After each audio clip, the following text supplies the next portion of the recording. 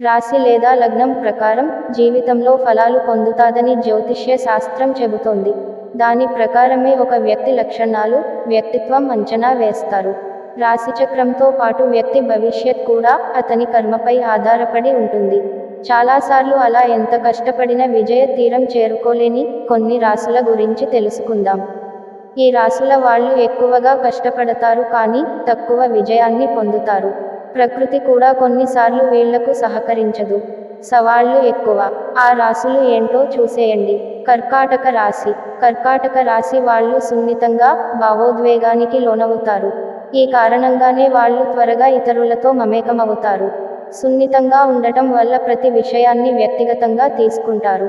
దీనివల్ల చాలా సార్లు మానసిక క్షోభ అనుభవిస్తారు.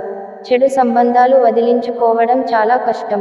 వృత్తి, ఉద్యోగం, కెరీర్ ఎందులోనైనా వీరికి అనుకూల ఫలితాలు అంత త్వరగా రాకపోవచ్చు. అనేక శ్రమలు దాటుకున్న తర్వాత అందుతాయి. కన్యా రాశి.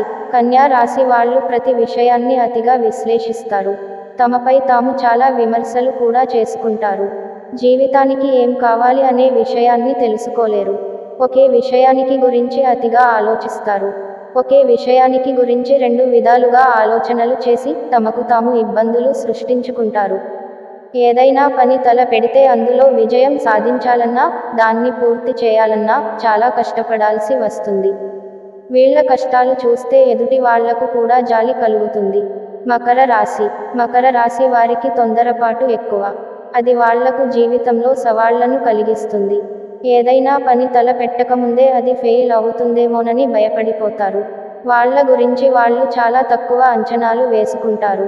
విజయం కోసం చాలా ఎదురు చూస్తారు. ఫెయిల్ అవుతామనే భయం, పని చేయాలనే ఒత్తిడి కారణంగా చాలాసార్లు ఒంటరితనంగా ఫీలవుతారు. మీనరాశి. మీనరాశి వారికి దయగల స్వభావం.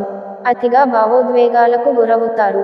ఎవరైనా వీళ్లను సెంటిమెంటల్గా వినియోగించుకోగలుగుతారు. భావోద్వేగంగా వీళ్ళు తీసుకునే కొన్ని నిర్ణయాలు వీరికి సమస్యలు కలిగిస్తుంది. వాళ్ళు తీసుకున్న నిర్ణయాల వల్ల ఏదైనా పొరపాటు జరిగితే తీవ్ర నిరాశకు గురవుతారు.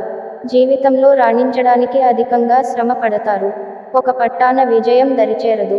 అందుకు వీరి చేసే తప్పులు కూడా ఒక కారణంగా ఉంటాయి. ఇలాంటి ఇంట్రెస్టింగ్ వీడియోల కోసం మన ఛానల్ని సబ్స్క్రైబ్ చేసుకోండి. Thank you.